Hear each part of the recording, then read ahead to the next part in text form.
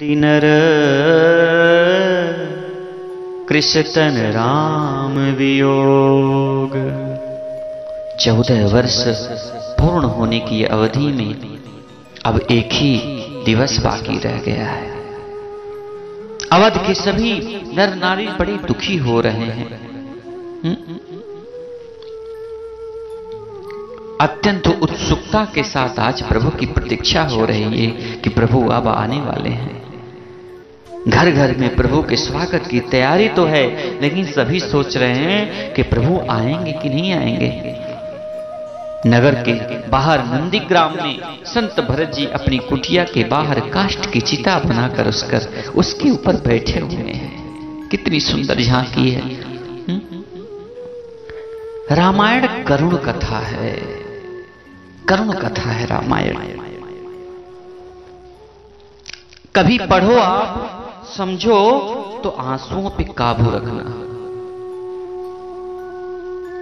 रामायण का एक छोटा सा वृतांत है, समझिएगा थोड़ा सा। छोटे छोटे जो पात्र हैं रामायण के, वे भी अपने आप में पूर्ण हैं। एक रात की बात है, माता कौशल्या जी को सोते में अपने महल की छत पर किसी के चलने की आहट सुनाई दी। नींद खुल गई, पूछा कौन है। मालूम पड़ा श्रुतकीर्ति जी हैं, जो सबसे छोटी बहू है, शत्रुघ्न जी की पत्नी है। माता कौशल्या जी ने उन्हें नीचे बुलाया। श्रुतकीर्ति जी आई, चरणों में प्रणाम करके खड़ी रह गई।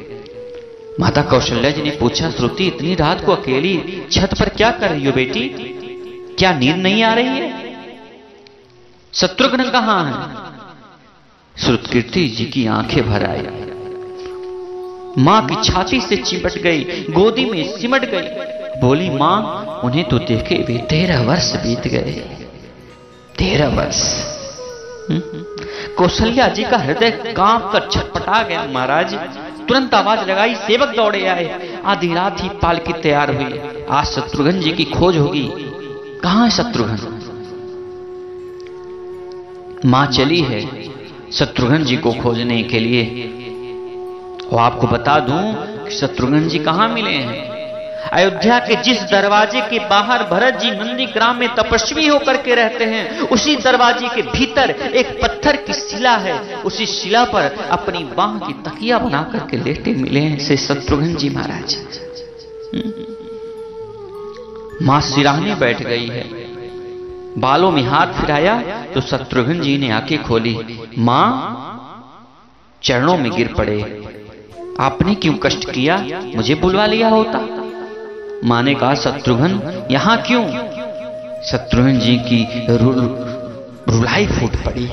बोले, मां भैया राम जी पिताजी की आज्ञा से वन चले गए, भैया लक्ष्मण जी उनके पीछे चले गए, भैया भरत जी भी नंदीग्राम में हैं। क्या ये महल, क्या ये रथ, क्या ये राजसी वस्त्र विधाता ने मेरे लिए ही बनाए हैं? माता कौशल्या जी निरुत्तर हो गई, उनके पास कोई उत्तर देने के लिए नहीं रहा है। क्या है? यही तो राम कथा है। ये भोग की नहीं मेरे प्यारे, त्याग की कथा है, त्याग की कथा है। आज भरत जी अंतिम स्थिति में 14 वर्ष पूर्ण होने वाला है, लेकिन उस 14 वर्ष की अंतिम अवधि में अंतिम दिवस पर काष्ठ की चिता पर बैठे हुए हैं कि अगर राम नहीं आएंगे तो मैं अपने जीवन को समाप्त कर दूंगा। यहां त्याग की ही प्रतियोगिता चल रही है और सभी प्रथम है, कोई पीछे नहीं रहा। चारों भाइयों का प्रेम और त्याग एक दूसरे के प्रति अद्भुत, अभिनव और अलौकिक है। और यही कारण है कि रामायण जीवन जीने की सबसे उत्तम शिक्षा देती है। भगवान राम को 14 वर्ष का वनवास हुआ तो उनकी पत्नी सीता मैया ने भी सहर्ष वनवास स्वीकार कर लिया। परंतु बचपन से ही बड़े भाई की सेवा में रहने वाले लक्ष्मण जी कैसे राम जी से दूर हो जाते? माता सुमित्रा से तो उन्होंने आज्ञा ले ली वन जाने की, परंतु जब उर्मिला के कच्छ की ओर बढ़ रहे थे तो सोच रहे थे कि मां ने तो आज्ञा दे दी, लेकिन परंतु उर्मिला को कैसे समझाऊंगा, क्या बोलूंगा उससे? यही सोच करके लक्ष्मण जी जैसे ही अपनी कक्ष में पहुंचे तो देखा उर्मिला जी आरती की थाली लेकर के खड़ी हैं और बोली, हाँ मेरी चिंता छोड़ दो प्रभु, प्रभु श्री राम की सेवा में वन को जाओ, मैं आपको नहीं रोकूंगी। अरे मेरे कारण आपकी सेवा में कोई बाधा ना आए, इसलिए साथ जाने की जिद भी नहीं करूंगी। लक्ष्मण जी को कहने में संकोच हो रहा था, परंतु उनके कुछ कहने से पहले ही उर्मिला जी ने उन्हें संकोच से बाहर निकाल दिया। वास्तव में यही पत्नी का तो धर्म है। अरे पति संकोच में पड़े उससे पहले ही पत्नी उसके मन की बात जानकर उसे संकोच से बाहर निकाल दे। मेरे प्यारे, यही रामायण की गाथा है, यही हमें शिक्षा मिल रहा है रामायण से। लक्ष्मण जी चले गए, परंतु 14 वर्ष तक उर्मिला ने एक तपस्विनी की भांति कठोर तप किया है। वन में प्रभु श्री राम सीता की सेवा में लक्ष्मण जी कभी सोए नहीं, परंतु उर्मिला ने भी अपने महलों के द्वार कभी बंद नहीं किए। सारी रात जागकर उस दीपक की लौ को बुझने नहीं दिया। आज अंतिम दिवस है, इसलिए मैं आपको सुना रहा हूं कि रामायण क्या है, रामायण क्या है। मेघनाथ से युद्ध करते हुए जब लक्ष्मण जी को शक्ति लग जाती है, हनुमान जी उनके लिए संजीवनी का पर्वत लेकर के लौट रहे होते हैं। तो बीच में जब हनुमान जी अयोध्या के ऊपर से गुजर रहे थे तो भरत जी उन्हें राक्षस समझकर बाण मारते हैं और हनुमान जी नीचे गिर जाते हैं। तब हनुमान जी सारा वृतांत सुनाते हैं सीता जी को। रावण लहर ले गया, लक्ष्मण जी युद्ध में मूर्छित हो गए हैं। यह सुनते ही कौशल्या जी की कहती हैं कि राम को कहना कि लक्ष्मण के बिना अयोध्या की में पैर भी मत रखे, राम वन में ही रहे, कोई जरूरी नहीं है आने के लिए अयोध्या में। अगर आता है राम तो लक्ष्मण को भी साथ लेकर के आना है। ये है भाव, बताइए। और माता सुमित्रा क्या कहती हैं, राम से कहिएगा हनुमान जी कोई बात नहीं, अभी शत्रुघ्न तो है मेरा दूसरा बेटा, वो जाएगा राम सेवा के लिए, हैं? मैं उसे भेज दूंगी। मेरे दोनों पुत्र राम सेवा के लिए ही तो जन्मे हैं। माताओं का प्रेम देख करके हनुमान जी की आंखों में अश्रुधारा बह रहे थे, परंतु जब उर्मिला को देखा तो सोचने लगे कि यह एकदम शांत और प्रसन्न खड़ी है, इन्हें अपने पति के प्राणों की कोई चिंता नहीं। हनुमान जी पूछते हैं, देवी आपकी प्रसन्नता का कारण क्या है? आपके पति के प्राण संकट में हैं, सूर्य उदय होते ही सूर्य कुल का दीपक बुझने वाला है। उर्मिला जी का उत्तर सुनकर के तीनों लोगों का कोई भी प्राणी उनकी वंदना किए बिना नहीं रह सकता, और यही कारण है कि तुलसीदास जी ने जनक जी की बेटियों की, जो 3 बेटियां हैं, उनकी वंदना नहीं की। क्यों? क्योंकि वो शब्दों की भोगी नहीं है, वो तो प्रेम पात्री है महाराज। उर्मिला कहती है कि मेरा दीपक संकट में नहीं है, वो बुझ नहीं सकता। रही सूर्योदय की बात, तो आप चाहे तो कुछ दिन अयोध्या में विश्राम कर लीजिए, क्योंकि आपके वहां पहुंचे बिना सूर्य उदय नहीं हो सकता, हो ही नहीं सकता। आपने कहा कि प्रभु श्री राम मेरे पति को अपनी गोद में लेकर के बैठे हैं। अरे जो योगेश्वर प्रभु श्री राम की गोदी में लेटा हो, क्या उसे काल छू सकता है? यह तो दोनों लीला कर रहे हैं। मेरे पति जब से बन गए हैं तब से सोए नहीं हैं, उन्होंने ना सोने का प्रण लिया था, इसलिए वे थोड़ी देर विश्राम कर रहे हैं। और जब भगवान की गोद मिल गई तो थोड़ा विश्राम ज्यादा हो गया है, वे उठ जाएंगे। और शक्ति मेरे पति को लगी ही नहीं, शक्ति तो प्रभु श्री राम जी को लगी है। अरे मेरे पति की हर धुन में राम है, हर श्वास में राम है, हर धड़कन में राम है, उनके रोम रोम में राम है, उनके खून की बूंद बूंद में राम है, उनके शरीर में राम है, उनकी आत्मा में सिर्फ राम है। तो शक्ति राम जी को लगी है, दर्द राम जी को ही तो हो रहा है। इसलिए हनुमान जी आप निश्चिंत होकर के जाइए, सूर्य उदय नहीं होगा। राम राज की नींव जनक की बेटियां हैं मेरे प्यारे, कभी सीता तो कभी उर्मिला। भगवान राम ने तो केवल राम राज का कलश स्थापित किया है, परंतु वास्तव में राम राज इन सब के प्रेम, त्याग और समर्पण और बलिदान से ही आया है। जिस मनुष्य में प्रेम, त्याग, समर्पण की भावना हो, उस मनुष्य में राम ही तो बसता है। इसलिए मेरे प्यारे कभी समय मिले तो वेद पुराण गीता रामायण को पढ़ने और समझने का प्रयास कीजिएगा। जीवन को एक अलग नजरिए से देखने और जीने का समझ आएगा। लक्ष्मण सा भाई हो,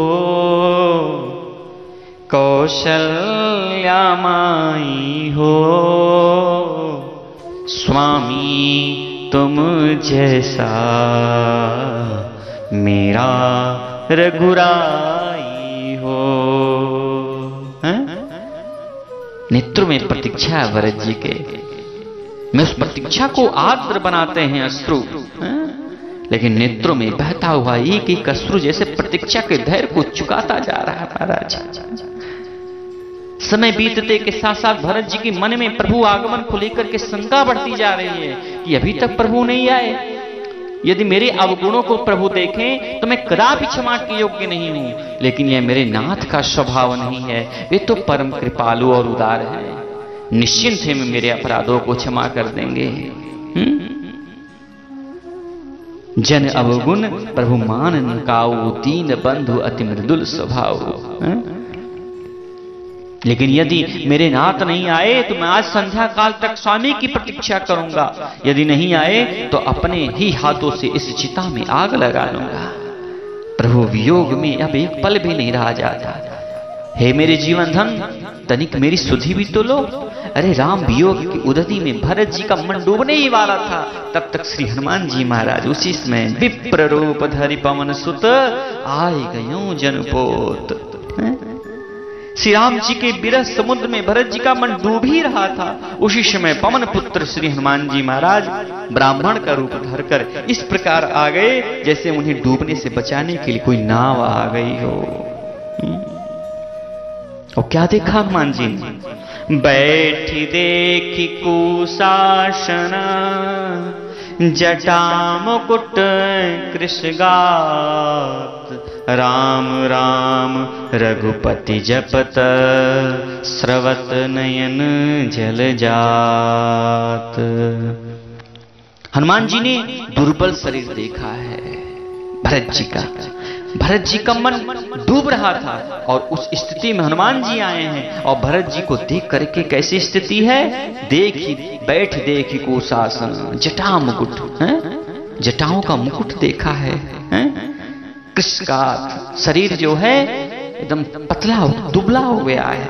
राम राम रघुपति जपत, मुख पर केवल राम नाम है, हे राम हे राम।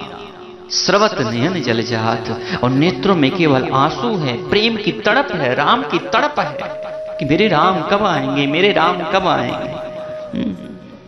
और बंधुओं, ऐसा देख करके हनुमान जी के नेत्रों में भी अश्रु आ गया, प्रेम आंसू की धारा प्रवाहित होने लगी। जासु विरह सोचौं दिन राती, रटों निरंतर गुनगन पाती। अरे जिनके विरह में आप दिन रात सोच रहे हैं, जिनके गुण समूह की पंक्तियों की आप निरंतर रट रहे हैं, वे ही रघुकुल के तिलक, सज्जनों को सुख देने वाले, देवताओं और मुनियों के रक्षक श्री राम जी सकुशल आ गए हैं। शत्रु को रण में जीत कर श्री सीता जी लक्ष्मण सहित प्रभु आ रहे हैं, देवता उनका सुंदर यश गा रहे हैं। और ये वचन सुनते ही भरत जी सारे दुख भूल गए हैं। जैसे प्यासा आदमी अमृत पाकर के प्यासे के दुख को भूल जाए, आज वैसे ही महाराज भूल गए हैं। हनुमान जी ने भरत जी को प्रभु आगमन का समाचार दिया है। भरत जी परमानंदित हो गए हैं। हनुमान, तुमने मुझे वह सुख प्रदान किया है जिसके बदले में अगर मैं इस चर्म के जूते बनाकर तुम्हारे चरणों को समर्पित करूं, अपनी इस चर्म, इस शरीर के जूते बनाकर तुम्हारे चरणों में समर्पित करूं, तब भी उसके मूल्य की बराबरी नहीं की जा सकती। भरत जी ने कहा, बताओ तो कहूं देहूं काहू सुन भ्राता। हे भैया बताओ मैं तुम्हें क्या दूं? यही संदेश सरिस जगमाही, इस संदेश के समान देने वाला पदार्थ जगत में कुछ भी नहीं है।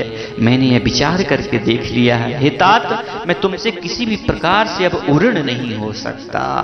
जय हो प्रभु, भरत जी कह रहे हैं। और उधर राम जी ने भी कहा है, मैंने बताया ना, सुन कपि तो ही समान उपकारी। हनुमान, मैं तुम्हारे ऋण से कभी मुक्त नहीं हो सकता और मैं चाहता भी नहीं हूं कि उऋण हूं, क्योंकि ऋण तो तभी उतरेगा जबकि मेरे ऊपर जैसा संकट पड़ा वैसा ही तुम्हारे ऊपर भी पड़े और मैं तुम्हारी सहायता करूं। किंतु हनुमान, मैं यह क्यों चाहूंगा, अरे तुम्हारे ऊपर संकट पड़े। और यह जो अनोखा संवाद भगवान श्री राघवेंद्र हनुमान जी का है ना, उसे सुनाते समय शंकर जी भी रस में डूब जाते हैं। यह संवाद जासु उर आवा और रघुपति चरण भगत सोई पावा।